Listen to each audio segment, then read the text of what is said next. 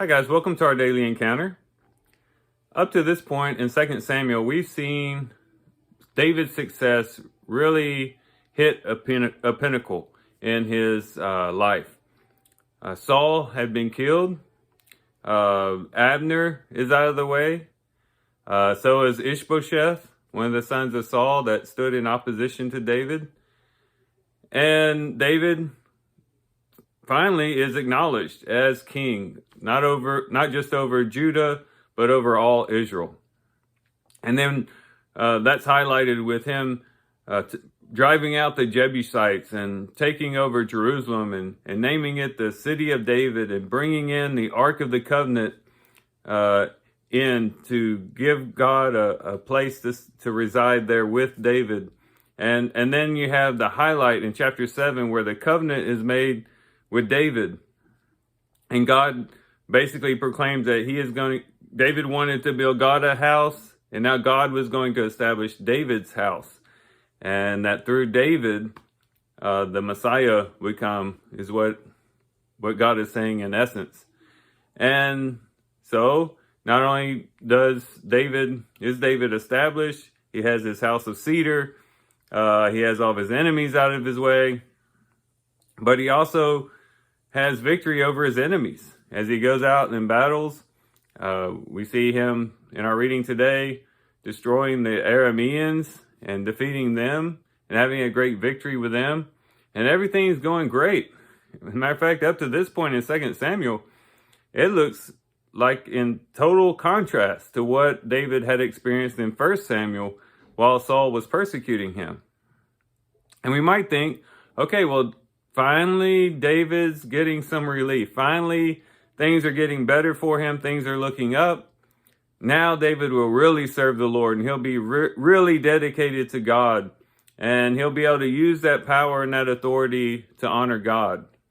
And for the most part, he does do that. But what we find in our reading today in chapter 11 of 2 Samuel is that he falls.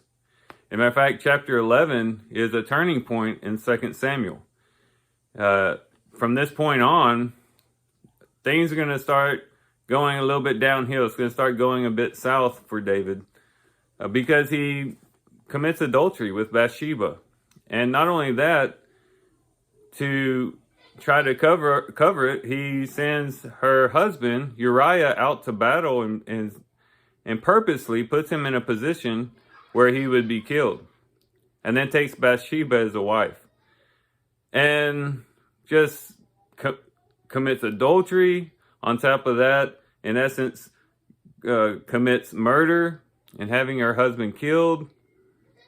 Just a very low point for David. And so we find that in a situation where we might think David would have it all together, that he would be able to use the resources and the good life that God has given him to glorify God and to live an even more righteous life, he actually falls off into sin. Having all those wives around him, he picks a woman who is not his wife and chooses to be with her.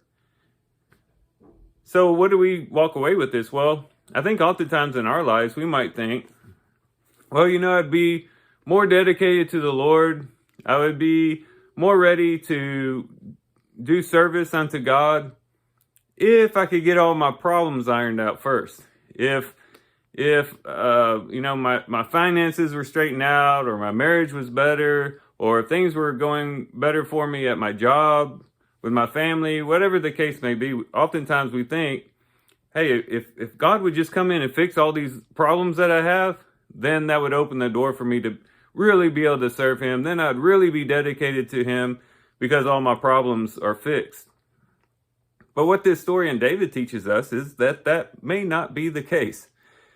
Oftentimes we're in a better position to serving the Lord, being committed to the Lord in the difficult times when things aren't perfect. Because then we're focused on the Lord because we need the Lord. We're leaning on the Lord. Life is tough and we're reaching for him and seeking his guidance and seeking his help and his strength.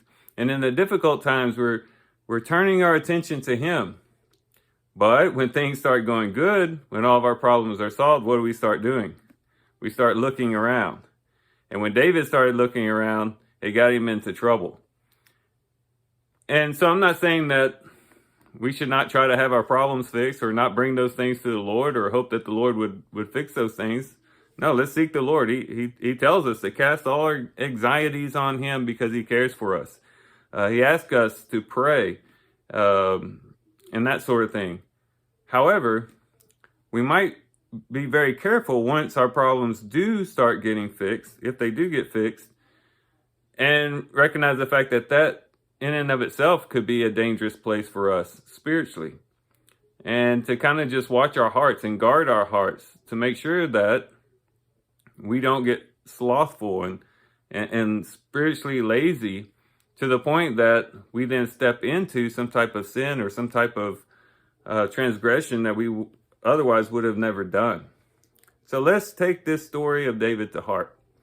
Whether we're in the bad times or we're in the good times, we have a lesson to learn from this.